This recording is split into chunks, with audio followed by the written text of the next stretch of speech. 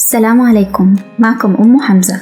وصفة اليوم هتكون عبارة عن فطاير قطنية هشة بحشوة الفراخ. بالنسبة للعجينة اللي هستخدمها فهي غنية جدا سواء بالزبدة أو الحليب.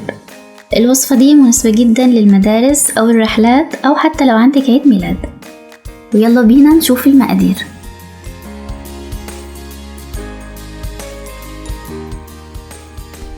170 مللي حليب فاتر، 28 جرام زبدة غير مملحة، 250 جرام دقيق جميع الاستخدامات، 3 جرام خميرة فورية، 25 جرام سكر، 3 جرام ملح.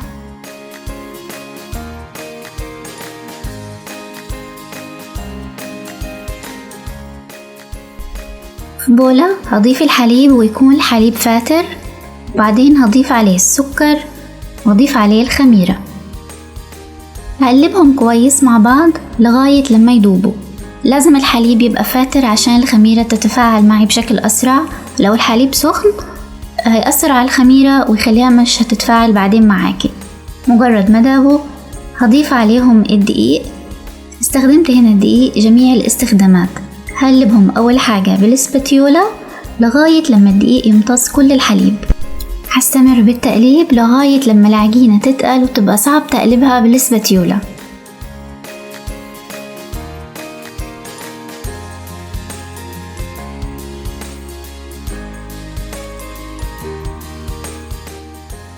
وكده بعد ما لميت العجين بالسباتيولا هبدأ أعجن بإيدي. هبدأ أعجنها كويس تقريبا لمدة 10 دقايق، يعني لغاية لما تبقى عجينة ناعمة ومتماسكة. أهم حاجة ما تكونش بتلزق بالإيد. وممكن برضو تستخدمي العجان لو متوفر عندك، طبعا هيسهل عليكي ويكون أسرع. العجينة دي سهلة جدا وبسيطة ومقاديرها مظبوطة، يعني مش هتتعبكم بالعجن، هتلاقيها على طول لمت معاكي ومش هتلزق بالإيد. وده شكل العجينة بعد ما عجنتها 10 دقايق. شايفين ناعمة ازاي وشبه القطن. دلوقتي هاخد العجين على لوح العجن او على طاولة. هكمل عجنها هنا عشان تبقى سهلة معايا، مش هتأخر كتير، يعني تقريبا لمدة 5 دقايق بس. واروح فرداها وعاملة فيها زي مكان اضيف فيه الملح والزبدة طبعا لازم تكون طرية بدرجة حرارة الغرفة. هقفل عليها العجين وابدأ اعجنها. بالبداية هتلاقي الموضوع صعب وبتلاقي الزبدة بتطلع معاكي من كل مكان في العجين، بس لازم تستمري بعجنها لغاية لما العجين يمتص الزبدة وهتلاقيها طريت معاكي وما بقتش تلزق.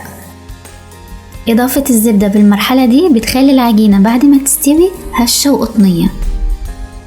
وده شكل العجين بعد ما امتصت كل الزبدة، بقت ناعمة وطرية. هحطها في بولة وغطيها واسيبها تخمر لمدة ساعة.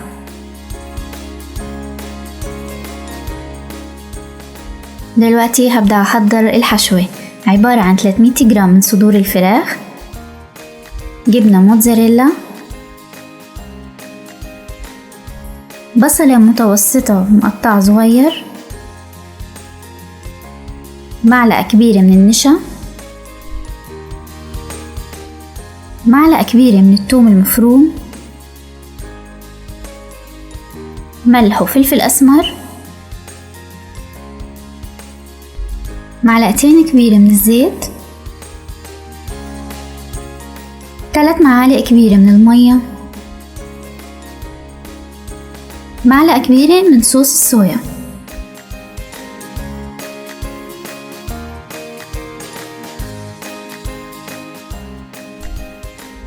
في بولة هضيف النشا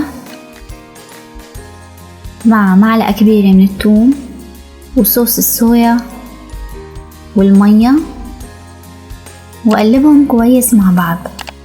الخليط ده هضيفه بعد ما الفراخ تستوي على النار.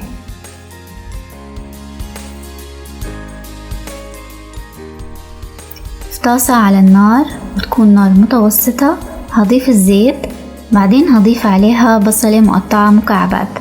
استخدمت هنا حجم البصلة تقريبا حجم متوسط. هقلبها كويس على النار. عايزاها بس تتبل، مش عايزاها تاخد لون ابدا.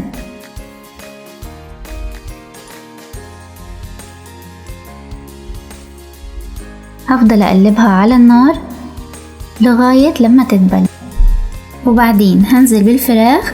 ولازم الفراخ تكون مقطعة مكعبات صغيرة، يعني ما تكونش كبيرة عشان تستوي معاي اسرع، وبرضو عشان الحشوة ما تكونش كبيرة في الساندوتش.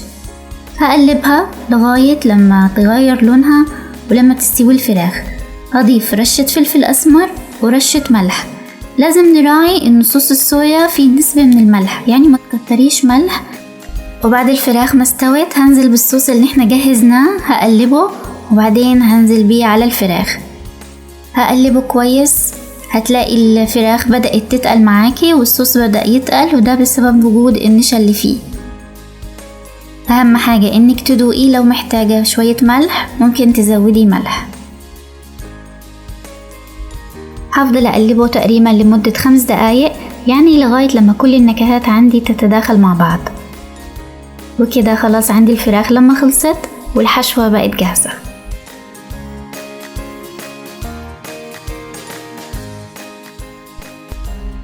ودي العجينة خلاص عندي بعد ما خمرت لمدة ساعة.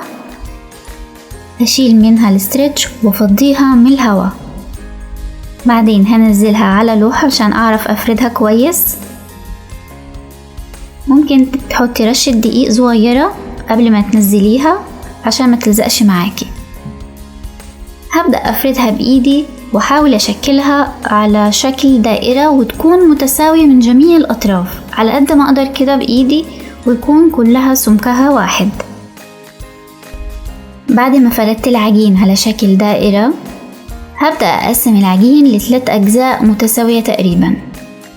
احاول اسويها، وكل جزء من الاجزاء ده هقسمه ل3 اجزاء تانية، يعني هيبقى عندي مجموع قطع العجين 9 قطع. ممكن طبعا تزودي، يعني ممكن تعمليهم 10 او ممكن تعمليهم 12 قطعة، ده راجع لحسب حجم السندوتش اللي هتعمليه. وممكن برضو تستخدمي الميزان علشان تساوي بين قطع العجين كلها. بعد ما قسمت العجين هاخد اول قطعة وهيكون على شكل مثلث. هبدأ ألمه كده على بعض لغاية لما يعمل عندي شكل دائرة. أكوره بين ايدي عشان يبقى شكله متساوي وكرة مظبوطة تقريبا. هبدأ اخد قطعة تانية برضو افردها شوية على ايدي، وبعدين هلمها على بعض لغاية لما تكون الشكل الكورة. احاول اسويها واخلي شكلها منتظم عشان يبقوا كلهم شبه بعض، وهكمل باقي العجين بنفس الطريقة. وكده بعد ما خلصت كل كمية العجين هغطيه واسيبه يخمر لمدة ربع ساعة.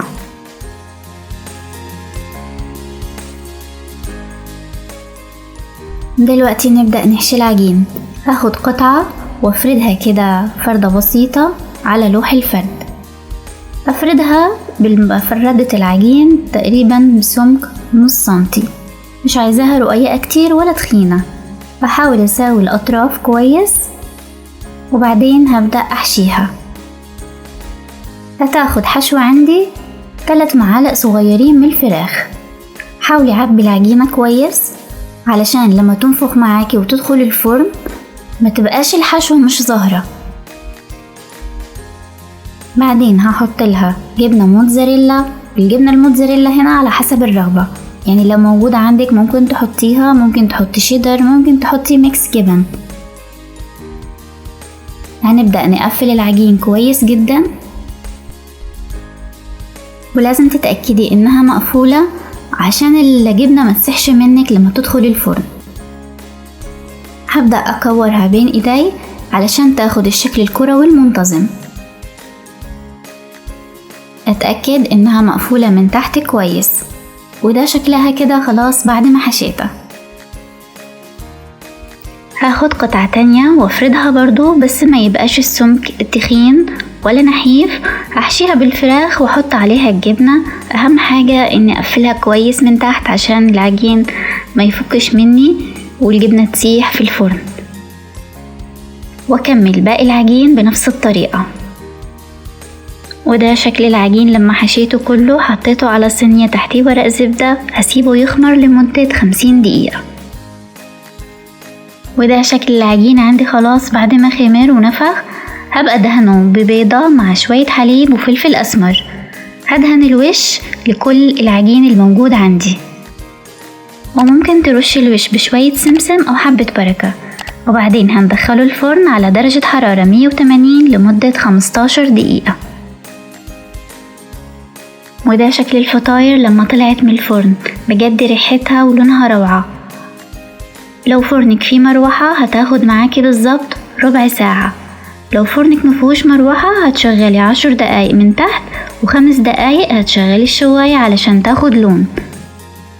عجينة فطاير قطنية وهشة جدا، لونها جميل وبتاخد لمعة حلوة. هتعتمدوها ان شاء الله في كل وصفاتكم للفطاير. شايفين شكلها عامل ازاي وقد ايه طرية ولونها حلو. وده شكلها من جوه، محشية مفرغة من جوه مش مكتومة. وممكن برضو تحشوها بأي حشوة انتوا بتحبوها، بس جربوا حشوة الفراخ دي، متأكدة انها هتعجبكم. تنفع قوي للفطار او عشاء، خصوصا للأطفال الصغيرين اللي بيرفضوا اغلب الاكلات. وبكده وصفة النهاردة بتكون خلصت.